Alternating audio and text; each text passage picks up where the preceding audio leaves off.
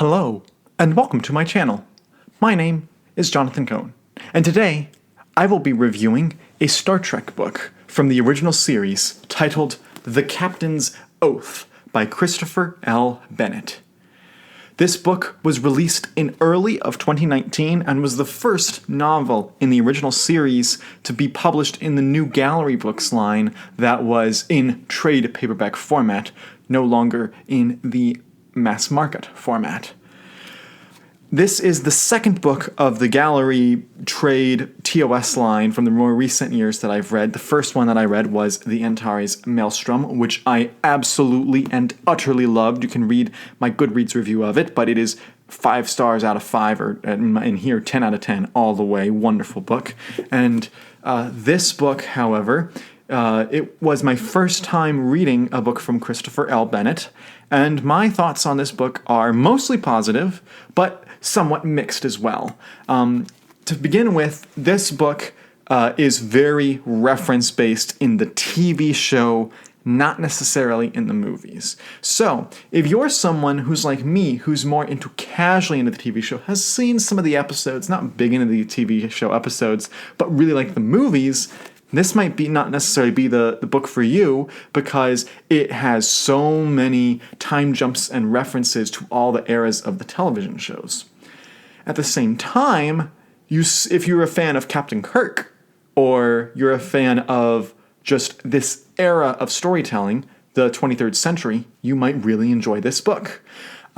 So I don't want to give a definite you should or shouldn't read this necessarily, but just know that this was made for a very specific audience, people who like the original series and want to know more about before Kirk took control of the Enterprise. I'll start out with a negative on the book because that will inform how the overall thoughts on the book were, but the overall thoughts are positive. The negative I have on this book is that it tried to do too much in one book. Whereas a book like The Antares Maelstrom had one goal singularly told among many plots, this book has many plots that each have many goals. Christopher Bennett was trying to tell a lot of different themes and trying to focus on a lot of different areas. There's one subplot that has a lot to do with understanding your history and understanding whether you should erase it, whether you should really study it, things like that. Another plot line had to do with understanding climate change and understanding how to take care of an environment. And then another had to deal with what you should do with regards to a political crisis and military and whether a no-win scenario is real. And then even another plot line had to deal with how whether following orders as a captain or even as a commander or even as a civilian, how that differs and how each person has a different role to play. And all of them revolve around Captain Kirk and his decision as a captain and how his singular decisions as a captain affect all of the crews that he captains. And so this follows primarily the crew of the Sacagawea, which he captained well before the Enterprise, and then it also briefly glimpses into his time when he first takes over the Enterprise. Part of the difficulties of this book is there are so many time jumps between his early time on the Sacagawea, his mid-time on the Sacagawea, his later time on the Sacagawea, and his time on the Enterprise. It doesn't follow from beginning to end. It constantly is flipping back and forth between all these storylines. And so it can get very confusing. And when I mentioned all those things he tried to do, each of those themes he tried to do were good themes. But the problem was there were so many of them he couldn't just focus and just stay on topic. And so as a result, the themes didn't have the punch, the impact that they should have because he's already moving on to the next thing. And not saying that you can't tell multiple themes or can't have multiple ideas in a single story. That's not what I'm saying at all. But the problem is that when you try to cram them all in and try to tell too much at once, it cheapens the effect that they have on the reader, and I feel like I didn't learn the lesson as well as I could have. There was one lesson really taught here, one lesson primarily, and the author, Greg Cox, got it across. And I know I keep mentioning those differences because these are really the only two TOS novels of this type that I compare to. I'm trying to read more TOS books because it's the era I'm least familiar with, and it's the era I want to read the most of because it sounds intriguing the way that they're publishing those.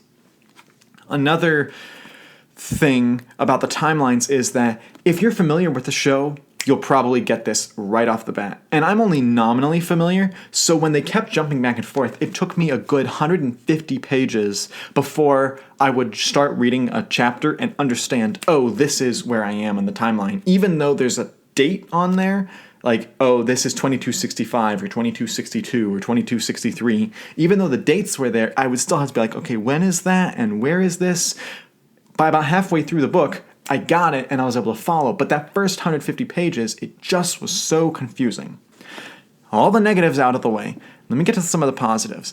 There were some fantastic set pieces in this book. Some of the planets that they went to were vivid and real, and Christopher Bennett just gets writing what Star Trek is like. If you had broken these individual plot lines up and told specifically the time in 2262 as one episode and 2263 as another episode, these would have been fantastic episodes of the original series. He really gets the pacing of what an original series episode is like. If you look at just the individual plot lines, I can see the A scene, the B scene, the C scene going through like the 45 minutes of scenes. And you have like 3 different plots going on. And so I can see the beginning to end, and it really works well as a television show episode, kind of. And so with that, what makes this book so great is that it has the feeling of the original series book.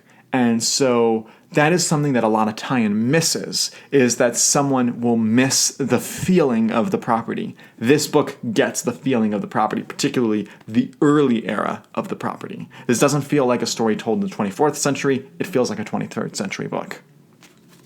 On top of all this, another great aspect of this book is some of the new characters that you meet, some of the old characters that you meet, and some of the characters that you don't know whether you've met them before or not. If you're not too familiar, some of the characters you might be like, oh, that must be a new character. And then I looked it up, and nope, that person was all throughout TOS. And then there was another character, I was like, have I seen them before? And I looked it up. No, this was their first appearance. So you'll have fun trying to remember, is this person actually from the show or are they new? That was a really fun game I played with myself, but some of the new characters in this book are great. The Sacagawea is a very different type of crew and a very different type of mission as a ship. I liked all of Kirk's interactions with the Admiralty. I thought that was written really well. The action set pieces with the Klingons were great, and with some of the other alien species were great. If I can mention one more negative, it's that there were times where I felt that Christopher Bennett's political ideology got a little bit preachy at times, where a character such as a Starfleet captain or admiral is essentially scolding an officer for having a certain type of belief or for having a certain type of worldview, and it seems like that is the author telling the audience that in the same way that the captain is telling the inferior that. And so at times the scolding seemed very much directed at the audience, and I don't know whether Christopher Bennett intended that to happen or whether this is the way that he writes. This is my first novel that I've read of Christopher Bennett, so I'd have to read more of his to really understand how his writing style is. But that worldview stuff definitely felt like I was being hit over the head with it. So there was some good and some bad throughout this book. But as a whole, it's a fun book, and the ending, the last 100 pages are the strongest part of the book, and it absolutely ties everything together and makes it worth it. The first half of the book is weak, and then you have a little bit that gets a little bit better, and then the end is just fantastic. So, overall, I would give this book roughly a 7.5 out of 10. I thoroughly enjoyed it. I have many issues with it, so it's not my favorite TOS book by any means. It's not my favorite Star Trek book by any means. But I enjoyed it, and I had a good time, and I think that if you like Star Trek and you like the original series, you'll have a good time with this book too. And so those are my thoughts. Let me know, have you read this book? Do you like it? Do you like other Christopher Bennett books? Do you have other books of his you recommend I read? Do you have other TOS books. I'd love to learn because there's like 500 TOS books, and that's not really an exaggeration. There's so many TOS books that I'd like to read. And so let me know down in the comments what you think. And please subscribe to the channel, like this video, please hit the notification bell so that you'll be able to see my other videos, Star Trek and otherwise. I have a regular series going on retrospectives. But until next time, I'm Jonathan, and thank you for watching.